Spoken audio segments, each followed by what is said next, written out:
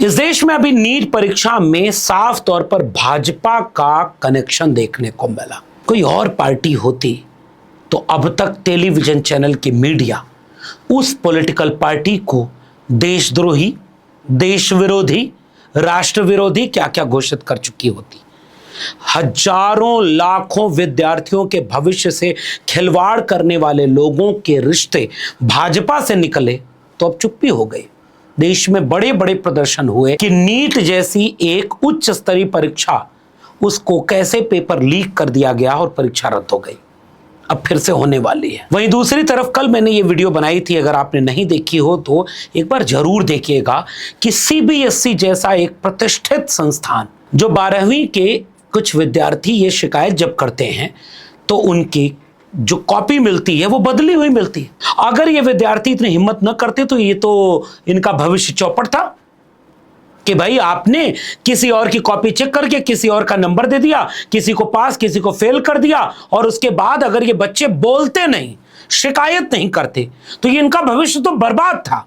इसलिए बोलना कई बार जरूरी होता है, गलत के खिलाफ आवाज उठानी पड़ती है, जैसे आज एसएससी जीडी के विद्यार्थियों ने आवाज उठाई। दरअसल पूरे मामले को इस तरह से समझें कि एसएससी जीडी कांस्टेबल भर्ती परीक्षा 2026 जो आज हो रही थी, इसमें भारी संख्या में अभ्यर्थी शामिल हो रहे थे। कर्मचारी चयन आयोग यानी एसएससी को एक केंद्र पर एसएससी जीडी कांस्टेबल परीक्षा 2 शिफ्ट में कराने के लिए मजबूर होना पड़ा।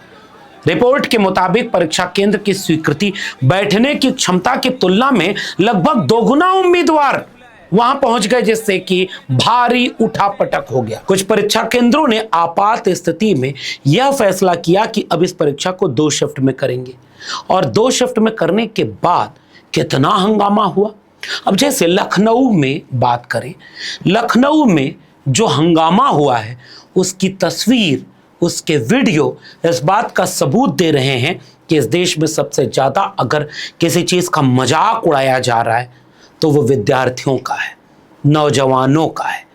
एक पेपर आप ठीक से नहीं करा पा रहे हैं, और आप देखिए कि ये विद्यार्थी कितने गुस्से में क्या कह रहे हैं। आप इस भीड़ को, लखनऊ की भीड़ को जरा अपने सामने देखिए। अब अगली वीडियो गोरखपुर की मैं आपके सामने रखना चाहता हूं। फिर से वही बात, मान लीजिए 500 विद्यार्थियों की कैपेसिटी है, 1000 विद्यार्थियों का एडमिट कार्ड जारी कर दिया आपने, और वो केंद्र पर पहुंच गए। यानी बिना तैयारी से, बिना गंभीरता से, बिना इस बात को वरीयता से रख करके कि एक बड़ी परीक्षा और ये विद्यार्थियों के भविष्य का सवाल है, आप मजाक उड़ा रहे हैं। अब इतनी भीषण गर्मी है, 45 से 48 डिग्री टेम्परेचर इस समय उत्तर भारत में चल रहा है, और आप इस देश के भविष्य जिन्हें कहते हैं नौजवान, ये सब राष्ट्र प्रेमी हैं, ये सब देश का हित चाहते हैं। ये वे थोड़े से नौजवान हैं भाग्यशाली जिनके हाथ में कलम और किताब आई है, क्योंकि करोड़ों नौजवान तो मजदूर बन गए इसी उम्र में। वो तो बोल भी नहीं पाते, उनके हाथ में कलम किताब नहीं पहुंच पाई, वो उनकी बात कहने वाला कोई नहीं है। लेकिन ये थोड़ा सा भारत जो कलम और किताब पा करके परीक्षा की तैयारी करता, उसमें से भी एसएससी, जिसमें पहले भी इतने विवाद हो चुके हैं, मैं आगे बताऊंगा। लेकिन जरा उस थोड़े से नौजवानों की हालत देखिए, इतने भीषण गर्मी में। उत्तर प्रदेश के मुख्यमंत्री जिस शहर से आते हैं, गोरखपुर में जो विद्यार्थी आंदोलन करने लगे, जरा उनके दृश्य आप भी देख लीजिए।